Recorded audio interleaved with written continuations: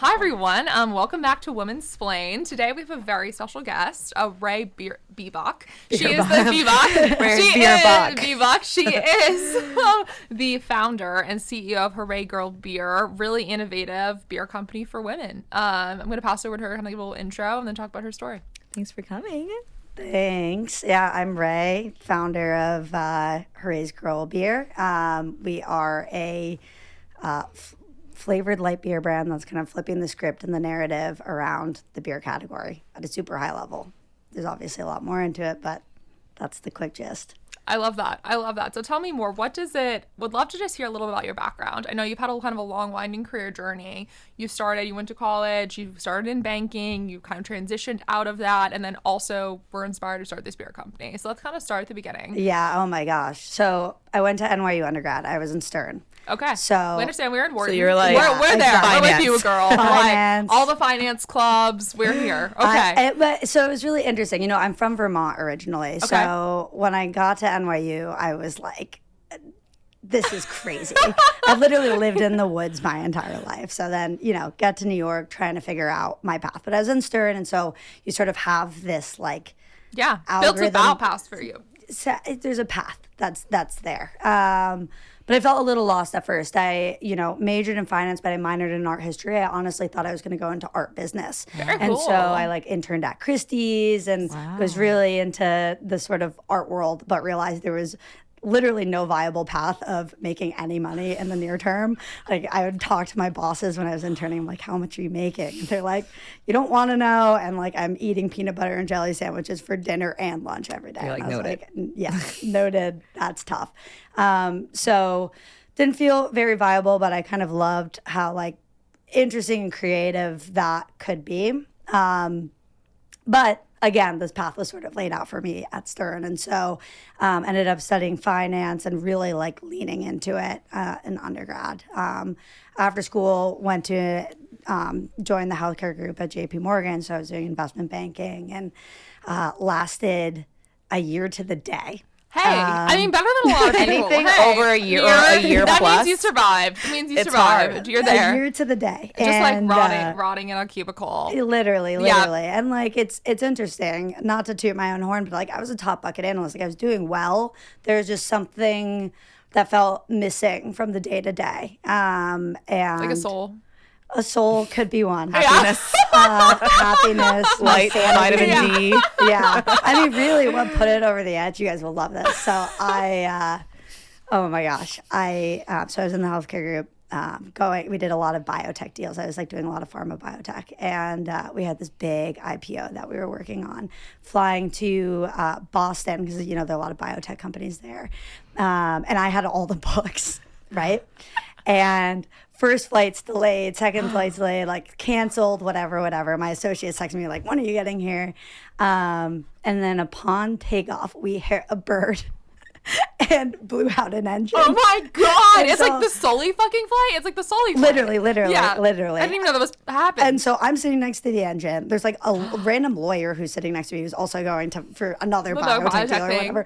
We're holding hands. The engine's the engine smells You're I can't die like this. Can't die like this. I'm texting my associate being look, I have the books, but my plane might go down. He's I might when be can you dead. walk them here? Yeah, he's I don't care. Yeah. Ship it to me. And I think that was what put it over the edge. I was okay, this is not okay. the life that I want to live. Yeah, Fair we enough. Understand. We understand. And so then I I left, and then had the great idea of going to work at WeWork. Which was super hot at the time. To be fair, let's remind us how hot WeWork was in 2018, right? It was a roller it was coaster. The hottest place to work, right? sure. It was on fire. They had great culture. Everyone's We had, vibing. summer camp every year. Summer camp. I had so many friends who worked at WeWork, and it was a super hot job. Really, really interesting. And we knew that it could go in any direction. It was definitely a controversial company in some ways, at least in terms of how they were operating. And I thought it'd be, it was effectively Adam Newman's chief of staff team, and so. Great at that time, great opportunity. For 23, amazing. And I wanted to go into the corporate world. And so, was there, got a lot of great experiences, learned, I think, more than anything, how not to run a company. which is just as beneficial. And, was helping with the initial IPO process that kind of imploded. And things started imploding at the company. It was clear that, this was a rocky boat, and I wanted to go and do something else. And sort of around that time, COVID hit. And I was living in Brooklyn and, wanted to press the reset button, which is a silver lining, obviously an incredibly difficult time. And I'm from Vermont originally. I went back to my family's cabin in Vermont and was like living on Lake Champlain, figuring out what I wanted to do next. And I told my dad, I was like, I want to go ski bum in Jackson and build mountain bike trails. And my dad goes, like, you've never held a shovel in your life. So I don't know if that's going to work. I was like, valid. There's like a small startup ecosystem in Vermont that, really? Like 7 generations started there. Green Mountain Coffee, Ben and Jerry's. And so I was just hitting up some founders being like, here's my resume. I'm around. Like, there's no chance in hell I'm going to live here. But, here to help if you need anything. And the founders of a small alcohol brand got back to me and they were like, yeah, come in and label some bottles. And I was like, I've lived in a corporate cubicle for the last, 4 years of my life. I sure, literally Why anything not? else. Yeah. And so walked into this empty warehouse. They were vertically integrating at the time. And labeled some bottles and got chatting with the founders. They quickly realized I could help them with other things. And like labeling bottles quite literally turned into me helping run the day-to-day operations of the company. So I was buying equipment, buying cans, which was also crazy because there was like a massive can shortage at the time. So I was like, everyone was drinking during COVID. Everyone was drinking. There was also like aluminum shortages and all like just whole supply chain mess. So I was like sourcing cans from like weird dudes in Mexico, like crazy stuff, helping them with fundraising, hiring. It was really a 2-year crash course into beverage and running a beverage company. And it was really while I was there that I started to see how male dominated the industry is. And that's someone coming from finance, right? I was shocked. And this was a beer company, like craft beer? They were making cider and like a light wine at the time. Okay. Yeah. Cool. So kind of trying to be this like beverage incubator company, very Northeast focused. But still, I think I was one of 2 female full-time employees. And we were making products that were marketed to women, right? That's fascinating. And so I think a combination of that and, helping with some of the investor decks and looking at the data was just like honestly pretty astounded. I came across some stats like 30% of beer drinkers are female, but the majority of consumer spend, nearly 80% of consumer spend is expected to be controlled or influenced by women over the next couple of decades, right? So clearly a disconnect. Like there wasn't parity within beer demographics. And my thesis was that that's kind of a social construct. It's not necessarily anything to do with the product because the product inherently itself could have a lot of the attributes that, I think that my friends would want out of a drink out. Mm-hmm. And so there's clearly a disconnect. And I looked at who is running these beer companies, and it was clear that it was a bunch of fucking old white men. Who haven't also innovated at all, which is fascinating. Like, you think, honestly, I also say the beer monopoly and, like, duopoly basically exists. So, like, Anheuser-Busch, pretty much. And, like, that's basically all. And they have not changed since, like, 1954. And when they try to change, it blows up in their face. Oh, yeah. I mean, remember, like, the whole, like the Travis Scott the Travis Scott like... thing. And then there was the really disastrous thing with, like, the Dylan Mulvaney. Yeah. Oh, yeah. Yeah. Yeah. You can't, like, they have their core consumer. And that core consumer is super loyal. And they're also going to die. They're also going to die. Like, literally, factually. Like, yes. they are, probably, they are not being replaced by a younger demographic right now. 1,000%. And they are, honestly, probably have the lowest life expectancy of any group. So 1,000%. Yeah. The industry is at a juncture, a critical juncture, and you're kind of seeing it with growth rates. Now, they've slowed. And really struggled to find this new demographic. But like, I think only 2% of beer companies are majority owned by women. That is crazy. And so it's not like, it's surprising, but not that surprising. I think consumers are smart and they see the marketing gaslighting that happens. And you can say a product is for women all you want, but like, is it really for women if it's made by a bunch of dudes in a boardroom who think they know what women want? Yeah.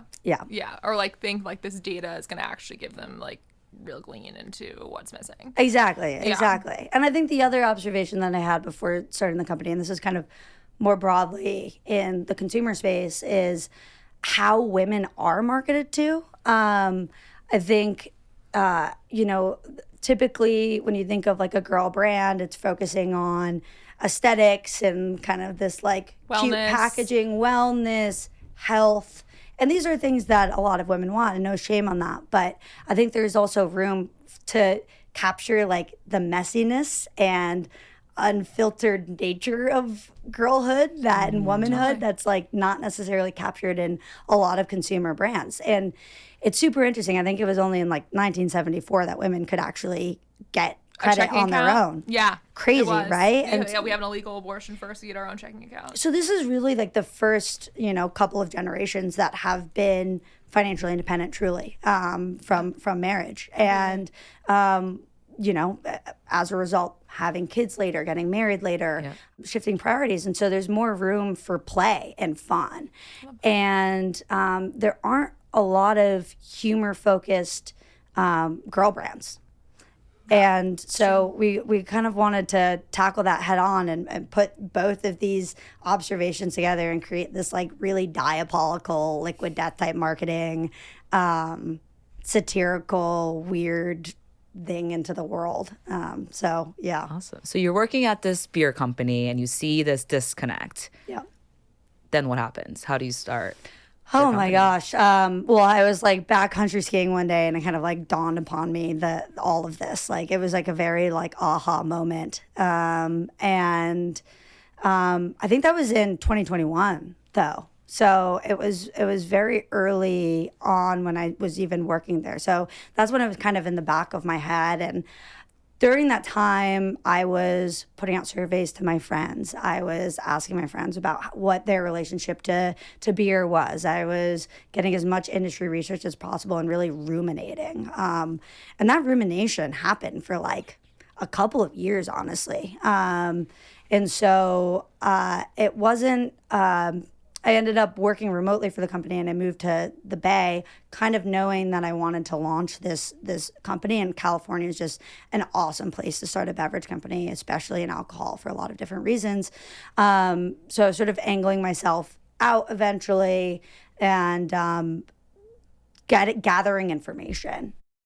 And I ended up leaving my job, knowing that in order to really like focus on it, you should be able to devote more time. I also wanted a bit of a break. I'd been in corporate America for so long. So I took something like, 6-8 months just to take some time off. There was also, we traumatically like lost 2 friends during that period of time. So I was just like, I need a break, like need time off. And really gave myself a lot of space, still had this kind of idea in the back of my head, was working on it, over that period of time, thinking about what the product would really look like, started blind tasting my friends on just drinks that were already out in the market, seeing what they liked without branding, started to think about the brand identity and the positioning that I wanted. And eventually, during that time, actually, at the side hustle of working for Wall Street Prep. Honestly, wow. it's like what a good side hustle. I feel like this audience will honestly, what a good side hustle. You can make money doing that shit. Yeah, It's easy. Incredible. Highly recommend. They're an awesome company. But there are a lot of entrepreneurs who do it. Yeah. It's like part-time. You can do it on the side. And then slowly built the company, right? Like started reaching out to formulators and brewers and designers and, doing larger focus groups, doing pilot runs, sort of snowballed from there. It was a long journey, I will say, and I think there is this pressure in consumer to just start and just go and just figure it out and do it. But I do think, especially for something that leans so heavily into creative, there's a beauty in that rumination and that space to think about what this really looks like in the world. What are some like early insights that you found while you were talking to friends and family and doing like the early stage type of customer interviews that really influenced how you did the R&D and like launched a product? A lot of so from like a brand, like beer had a branding problem. Beer had a branding problem for sure. It was, very largely stigmatized as bro-y and fratty, which is odd because that doesn't necessarily exist in other places in the world. Yeah. So that was one, more so validating my thesis. From a product perspective, it was very clear that there was an opportunity to both bring in a net new beer consumer while still creating a product that beer consumers would love, by leaning into the flavored light beer category, which is something that really hasn't been so significantly built out. There are some companies that might have like one-off SKUs, but not a brand focusing on this space. And that's really what the big opportunity is. It's bringing in a new consumer that the big beer companies have failed to do so, and really introducing that consumer to the category. That was the biggest piece of insight. And so from that, started doing tons and tons of pilot runs, testing different flavor combinations, ended up working with a brewer who's just like an industry vet, and getting the product to where it is today. That's amazing. And kind of going off of that, I mean, how do you differentiate yourself from like seltzers as well? I know it's not a beer, but I feel like seltzer has been like the industry's attempt to bring women into beer. Yeah. It's not beer, but it is marketed to women. Yeah. It's low calorie. It's flavored. I mean, I personally love them. How do you people tend to compare you to that? And how do you kind of differentiate from that? It can be, and it has been in some ways, but not, at least I think more in terms of the intent than the flavor profile. I think there are a lot of similar properties. I think the difference in our value prop versus a seltzer is that, I mean, I know you love seltzer, but the reality is it's like fermented sugar syrup. Yeah, it's not. 100%. It's terrible. Yeah. No, hey, no, you can offend me. Like, please offend me. Hey. And so, like, the beauty of beer is that it's a natural product. Yeah. And, it is literally of the earth. And so, it doesn't have that sort of like artificial taste. And my thesis on any sort of beverage and honestly most alcohol trends is all of this is so cyclical. So you have to go where others aren't. People are going to get fatigued from products. And we're sort of seeing that in seltzer where growth is really plateaued. Totally. You have the brands that are winning and that's sort of it. It'd be really hard to launch a seltzer brand today. Yeah, way too saturated. So you got to look where others aren't. And at the time when I launched and when we were, first concepting the brand, no one was looking at the category. They're like, this is, you have your craft beer brands and that's kind of it. And they weren't looking at it as a solution. And so if you're able to go where others aren't, you have more opportunity. Mm-hmm. Do you think like your kind of finance corporate training helped you think differently than most alcohol entrepreneurs? Because so interesting. Yeah, a lot of alcohol entrepreneurs I think are very passion driven. Yeah. Typically sales background. Yeah. And from a like general stereotype, kind of like partiers that want to like kind of continue that, right? And like start something that's more like fun and they like. But I feel like you really thought about this very strategically. And what do you think drove that? Yeah, I think there's a ton of benefit. I think there are, I will also say, some detriments to being in the corporate world that I think are worth observing and questioning. If you're out there in it, right? Yeah. So I would say the pro was, obviously hyper analytical. And if you can think globally and take those sort of like insights via data and translate it into a brand, you have an incredible advantage. Because all of this is you have to be objective about the decisions you're making. Like it's in order to de-risk and to not have this just be a brand based on luck and hope, right? Mm-hmm. The second thing that's really positive is I think it makes you a incredibly diligent operator. You have that corporate training. You understand how a P&L works. You understand the story behind a P&L. It helps with investor conversations, knowing exactly how to position the company, how to operate the company, right? So there are a lot of benefits. You can create that rigor very early on, which is critical for such a tight margin business. I'd say the detriment of the corporate world broadly, and this is banking and consulting or even going to undergraduate business school, is that there can be a herd mentality. Yeah. I think we've all experienced that. And I see so many people who have this would be unbelievable entrepreneurs, and I think get caught in the, what bracket am I in? What bonus am I making? Where am I standing versus everyone else? What's my path to being, an associate in 2 years? What's my path to becoming, a partner?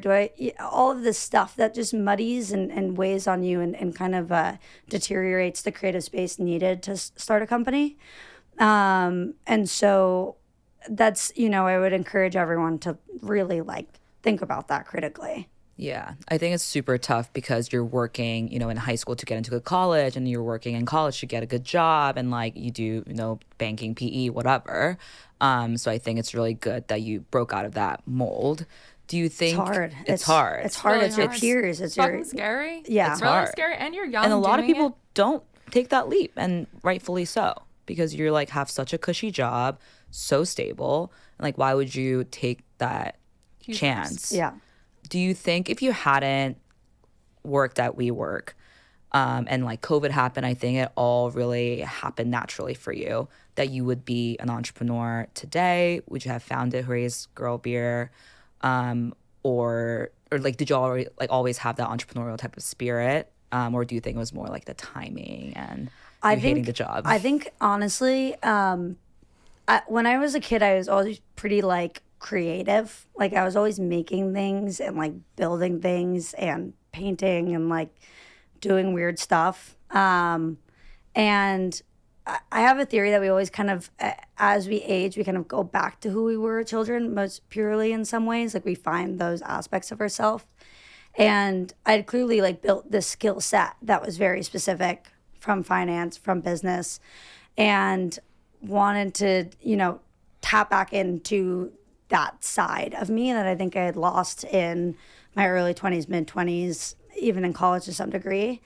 And this felt like the best path to do that, where, you could really put something net new and different into the world.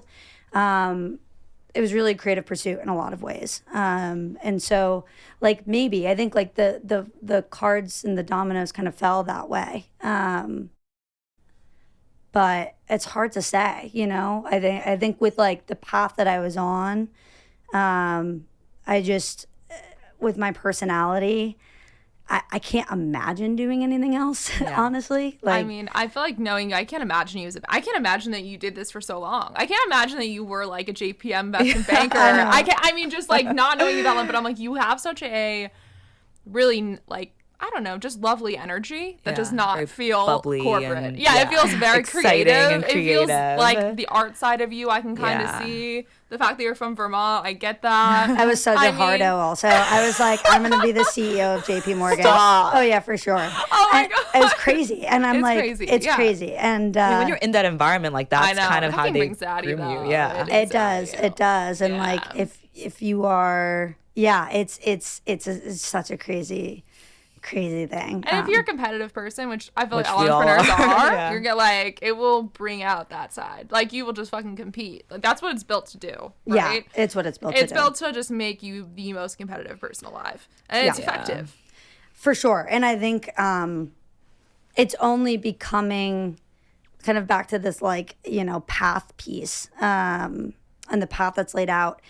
It's only becoming more and more challenging to question that path, which is unfortunate. Again, with teaching finance to a lot of these analyst classes and even colleges and diversity programs, these kids are getting recruited sophomore year. How are you supposed to know? Yeah. Also earlier now, you're literally 18. How are you even supposed to, college is supposed to be for exploration. Mm-hmm. You're not supposed to know who you are at 18 or 20 or 22. Yeah. If you are then forced into this very lucrative, very attractive, why would you ever do anything? Why would you ever spend any time thinking about what you want. When, like, it's a lot easier, especially at that age, to just do what other people want you to do. It's a lot fucking easier and rewarding. Like, you know, it's like, what? And it's what's socially accepted. Yeah, exactly. Right? Because, like, I'm sure this happened at Warren. If you didn't have a job by the end of college, it's like, what's wrong with you? Like, what do you... It's horrible. It's horrible. It's horrible. It makes no sense. So, I don't know. I hope the next generations question it more and kind of push back on it. I think it's the only way to change that system. But it's like... I agree. I mean, we see a lot more. This podcast. Yeah. I mean, I was certainly part of that for sure. It's terrifying. And I also think women, too, are not encouraged at the same level to explore, to challenge, to take risks. You know, speaking of the fact that we are, like, the first generation of financially independent women, I think we're also fucking terrified to not be financially stable. Yeah. As well. Just because I think a lot of us have seen generations of women stuck without financial independence. And, like, that is a really scary prospect. So it's like, that is also a whole thing we need to fight against as well. 1,000%. Yeah. And speaking of, I do love your marketing. Just going back to your company, I mean, looking through it, I love this idea because it really is a very unique marketing prop that brings a lot of joy to women. And it just feels really funny and fun and hilarious. Like, like defiant, like I'm my own person, like fuck the system. It's like meant to be like what we're all thinking, but just not saying. Yeah. Yeah. There's so much marketing gaslighting that's just like ridiculous. The whole corporate like jargon and what a brand is supposed to do and how it's supposed to act. It's just ridiculous. Yeah. Ridiculous. And I think there's a lot of room to create brands that are characters that really speak to people, but are also these objects and things in the world that consumers can impose their own imagination on. And when you think about art, and it's like going back to my like art history background on the piece of art that I love the most, there are always pieces that might mean something to me, but something different to someone else. And when you give that like flexibility and room, you can create something really cool and speak to a lot of people in different ways. Yeah.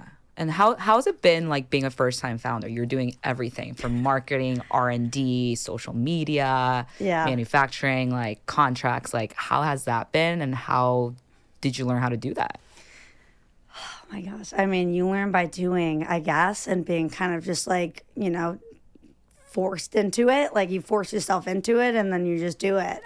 There's like you just learn on the go. I think, again, having the background I did gave me a foundation, both in beverage and in finance. I had a set of contacts to start off with and, to get the ball rolling and figure out what I need to do first. But it's hard. I feel like every founder says this. And whenever they said it to me when I was first starting, I kind of glazed over. It is far harder than I ever imagined. I think the level of responsibility that I feel to my team is something that I've, never felt before, like I don't have kids, I don't have any thing or being that is like reliant on me.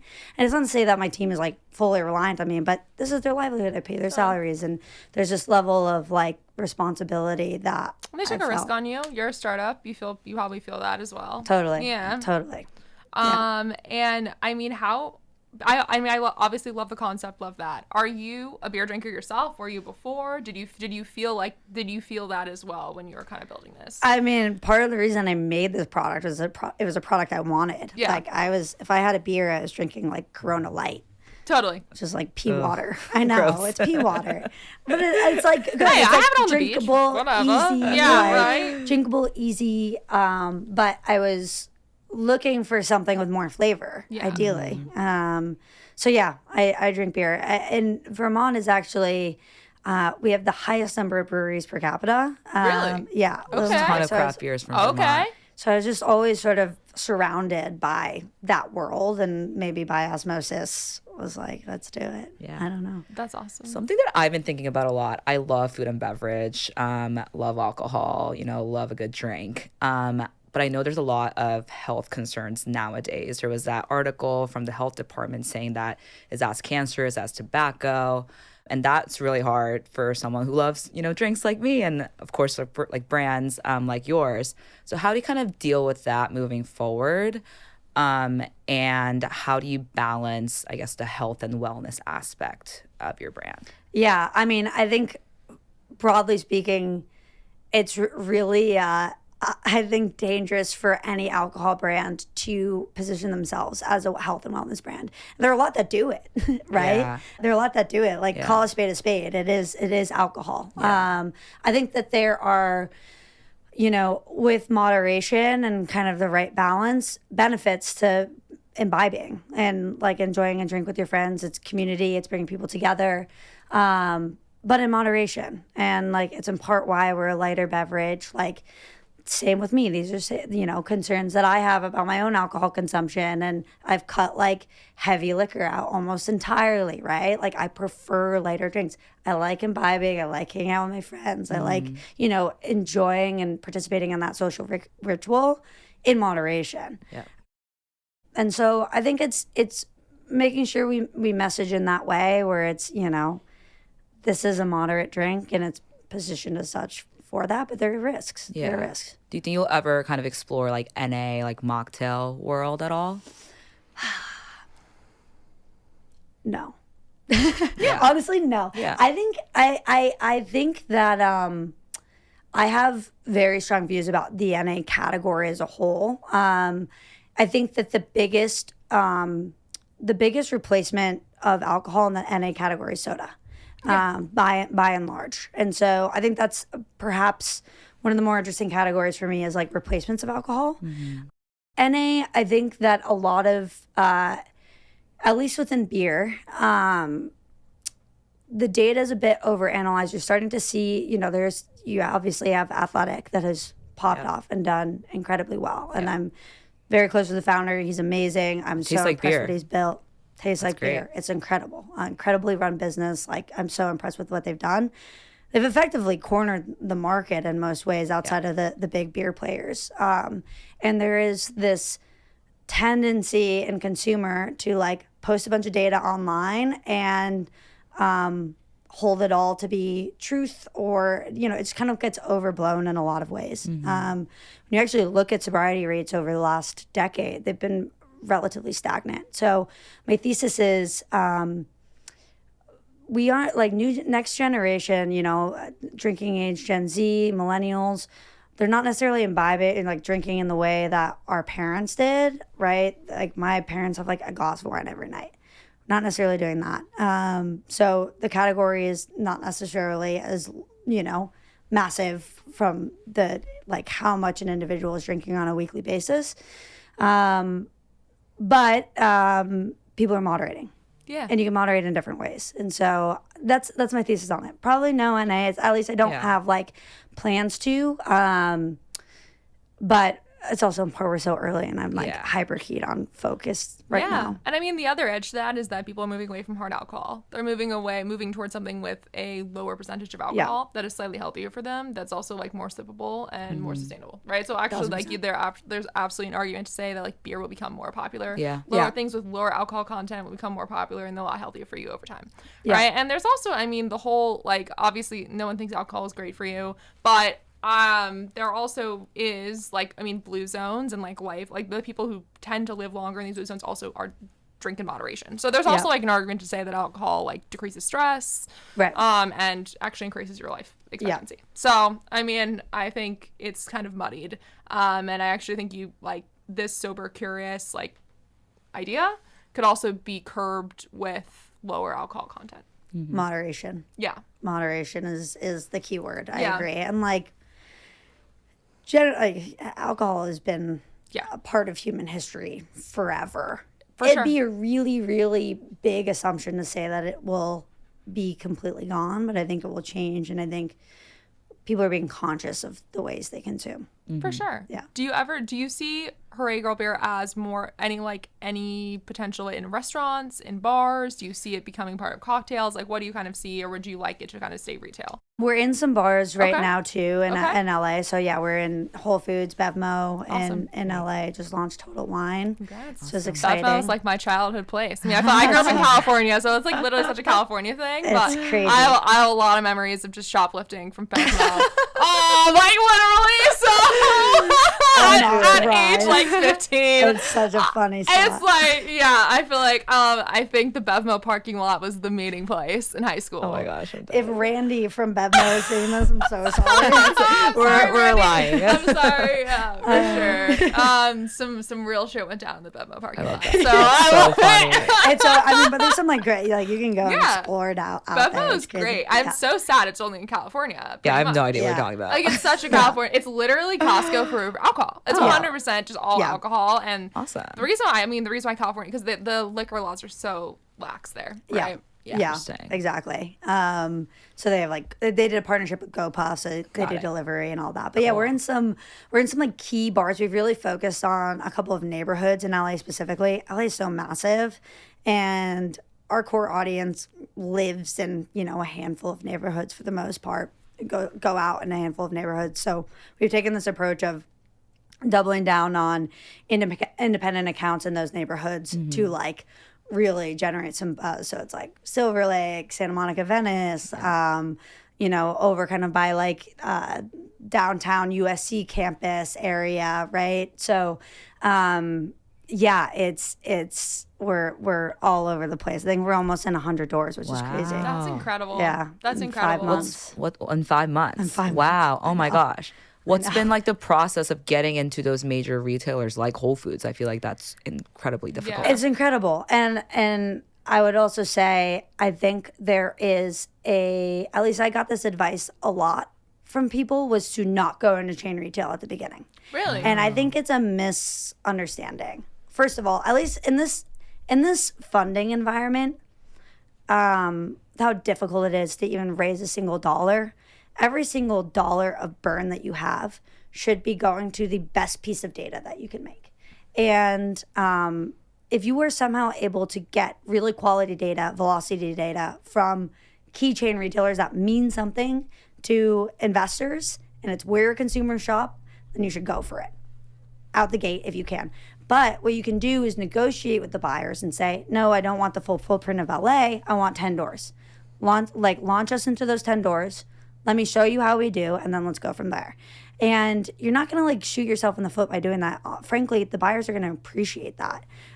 So the process was long. It was like an 8-month long, initial introduction to both BevMo and Whole Foods. They were interested, kind of warm intros at that point, slowly talked to them over time, and, with time convinced them to be launch partners with them. But again, that key piece is limit the footprint, because you can overextend yourself so quickly, but there's a benefit. You'd rather be in 10 Whole Foods than 10 bodegas, in my opinion, especially for a beverage product where it's scale is so critical that you need an outlet to quickly scale. Yeah.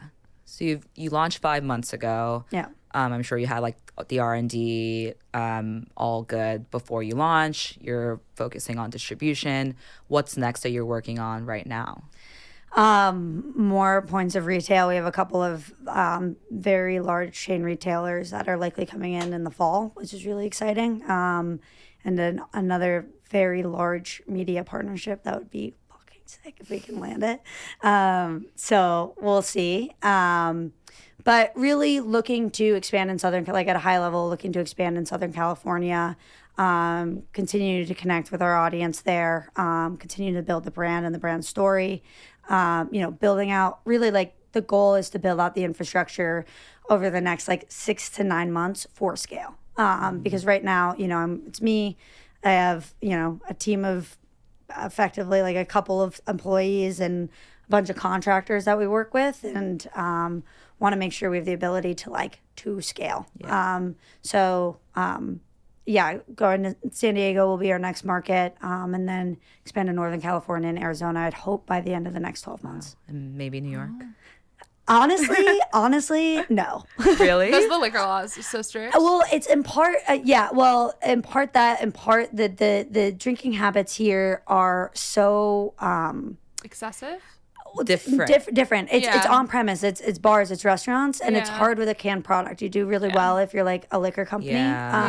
But it's a hard market to win. And for us, I think big box retail, big chain grocery is like our way to go, mass market. And so I want to go like win the Southeast. I want to go win Florida. It Florida, feels like a Arizona. beach drink. Yeah. It feels like a tropical drink. It does, right? I mean, that's how it feels. Yeah. Like you feel like you buy it and go to the beach with your friends. Yeah, like you buy a do it in the pack summer and then here, go. to the Hamptons or something. But And I think it's important to figure out whether or not you can get mass market appeal early. So many brands are started in New York and LA that like you're in a bit of a bubble. And so just because, you know, it crushes the Air One doesn't mean it's going to crush in like Arkansas. totally. And so when we were building this brand, it was always with that in mind, like, okay, what would like the Silver Lake girly like? And like, is it something that some, you know, girly pop in Alabama is about too? And like get those kind of spectrum of experiences and I make it feel work. like the sorority girls in Alabama are all love this. Oh, they would love it. Right? I don't know. It's a good market. I think so. on Rush It's a Talk. good market. Yeah. Rush Talk. 21 plus. 21 plus. 21 plus. 21. Yeah, Drink before 21. plus. Don't follow my footsteps, Yeah. obviously. So have you raised at all? Yes. We've raised like effectively, I don't even know how to call any of these rounds anymore, like pre-seed round. Yep. Yeah. Predominantly from angels and one fund. Spice Capital is how I got introduced. Right. Maya. She's great. Yeah, She's shout out awesome. Maya. Yeah. You guys should definitely talk to her. I think Yeah. she'd be great on this. She's like Yeah. a cool She seems person. really cool. Yeah. But yeah, you know, I think got lucky in a lot of ways. It's really hard to raise. It's really hard to raise. And those are relationships that were built up over a decade, a lot of them. Yeah. So it's yeah. No, it's hard. I mean, this is a big reason we started this. I mean, I was an investor for 5 years and, you know, was in the early stage growth space for that long. And I just think, one, the type of person that becomes an investor comes from a very similar background. And I think if we talked about kind of these problems with, you're just trained in a certain way, which like honestly is successful, but disallows for openness in terms of investing. And it's very hard. And I think especially at this stage because it's biased. And consumer already kind of has a strike against it. Yeah. So then you kind of walk in with a consumer product for women and like they're like, no. I think people invest in What they like, what they feel like they would drink, what they feel like they would like, right? And it's seeing themselves in the founder. Yes. Yeah. 100%. And all when these most investors of are the people men. don't look like me. Yeah. I mean, and like to connect to that and to understand like the female experience, understand not be also there is so much about your product that's like this hole in the market that people are being forgotten, right? Yeah. And the investor crowd is not being forgotten by the market. I can promise you that. So I feel like it's like this target that's not really being seen. So yeah, we want to be able to highlight that. Like there's so much success that's being overlooked and you know, these ideas are also being overtaken and sort of on, you know, whatever. So more women need to become investors. I know, for real. And I will say like the female investors in my life have been incredible advocates. Yeah. And you need that early. You need people who are like, you know, they are more like the people I'm thinking about are more like seed, Series A investors and investors that I've, you know, developed relationships with for now the last couple of years. But they encouraged me early. And like those are it's so rare to see from investors. Again, even though they weren't investing in my pre-seed round because it was too early, you know, they made sure they connected me with everyone that they could. They were like, keep going, keep pushing, keep doing it. You need those little, you can do it very early or else, you know, I see so many people quit. There's so many founders quit before they launch a product because it's so deterring. It's so hard. So you get so many no's. But now that, you know, I've launched and I'm 5-6 months into this company in market, no's become yeses very quickly.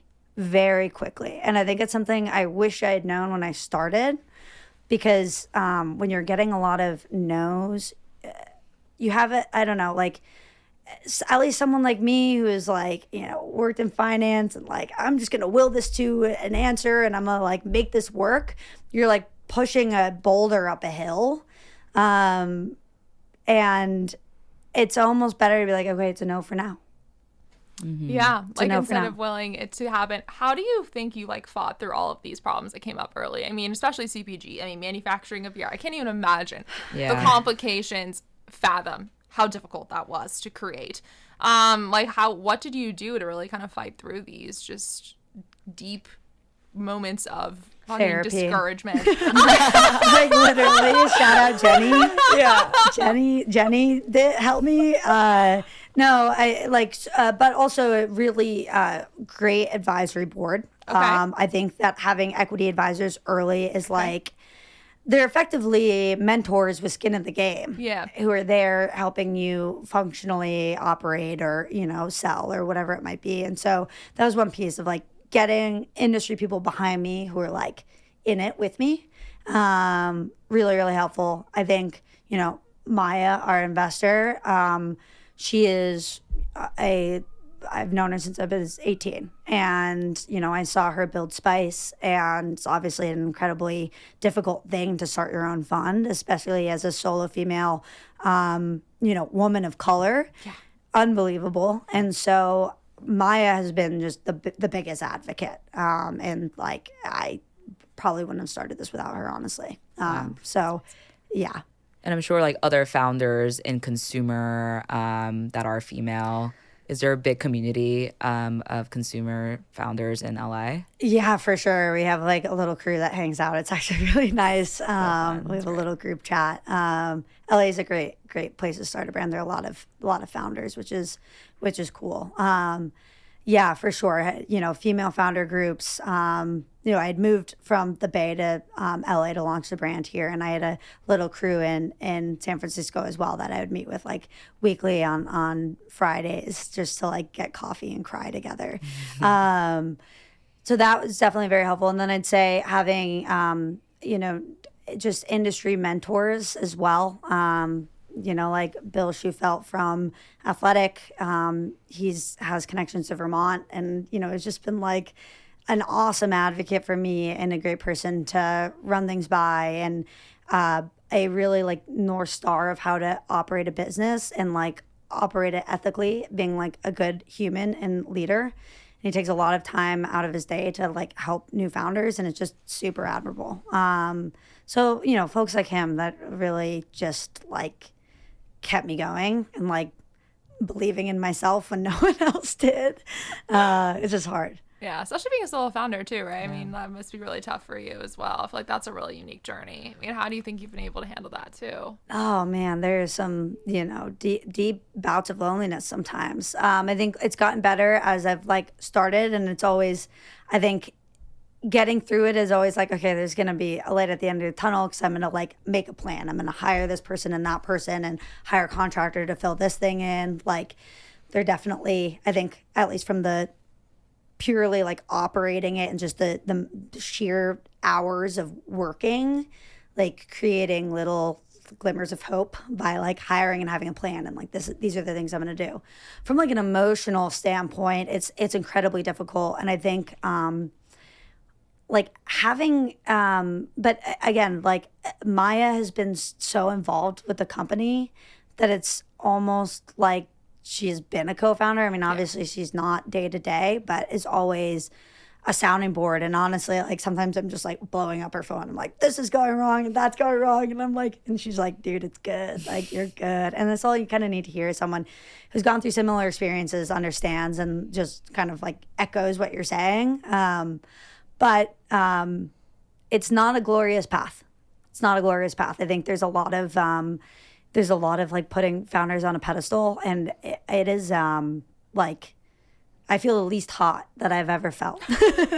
You know what you I look mean? Great. You look beautiful. You look great. I'm tired. Yeah, you're tired. I'm tired. I mean, I love that you have a great relationship with your investor. I think that's also like that's something I've noticed in the industry. I think like operator investor relationships can be really tough, right? Yeah. And I think there's a lot of like, founders don't want to share with their investors, which is totally fair, and they're very scared. So, I mean, do you think it was just from Maya just really just like open that trust, or like how do you think that Maya's a special investor. Maya's a special person, and like all of her founders feel this way too. It's incredible. Yeah. She is a someone who wants to problem solve. Yeah.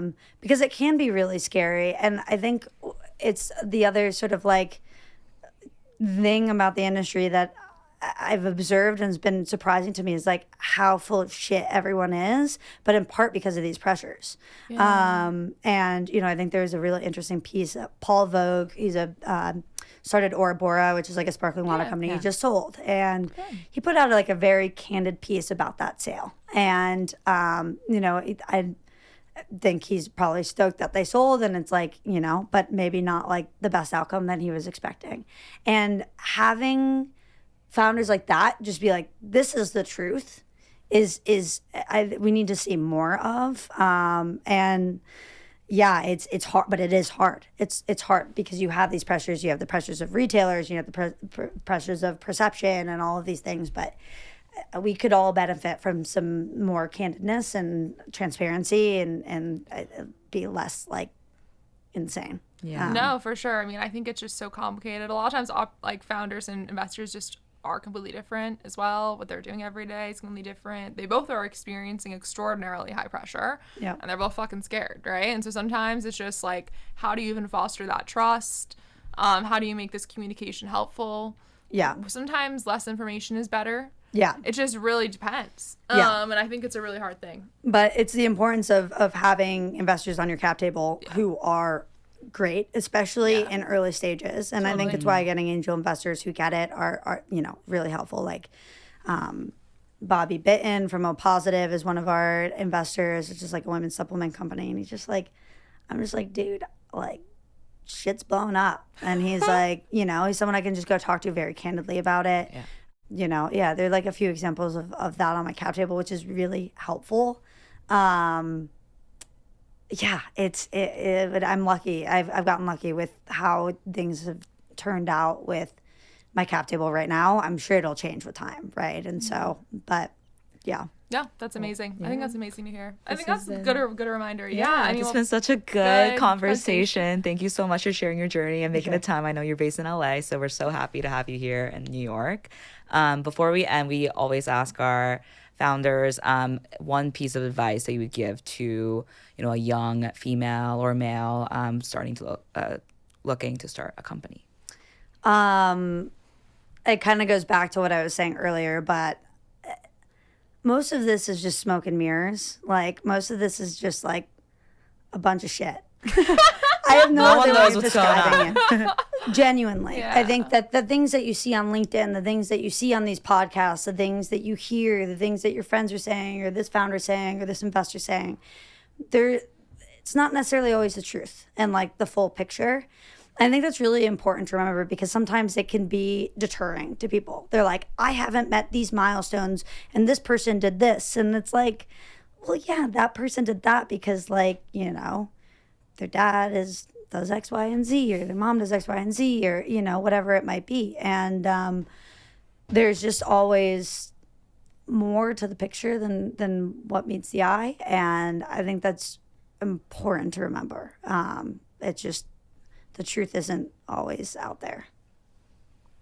We love that. Well, awesome. Well, where can we find you? Obviously, you're in BevMo. You are in Whole Foods. Total social Wine. media. LA, you can buy a Wine. plane ticket, go to Los Angeles. We will be out Are you in there. e-commerce at all? Are you thinking about e-commerce? We will eventually, yeah. Okay, cool. We're sort of like in the middle of creating a social mini series, which is going to be really fun. We're hiring like a spokesperson on the brand. wow. Can't tell more. It's very, That's very it'll be Stay cool. tuned. Very Awesome. silly, very fun. Awesome. So want to get like all of that in order before we launch officially D2C, but we'll have a D2C outlet, which will be good. That's And you're on amazing. TikTok, Instagram. On TikTok, on Instagram, Amazing. LinkedIn, in person. Awesome. Well, thank you so much, guys, for listening. Thank you, Ray. This was an amazing, amazing episode. Feel free, please follow Hurray Girl Beer. Also, obviously, always reach out to us on onceplaypod1@gmail.com. We're on Instagram and TikTok too. And thanks for listening, guys. Thank you. Thank Thanks. you.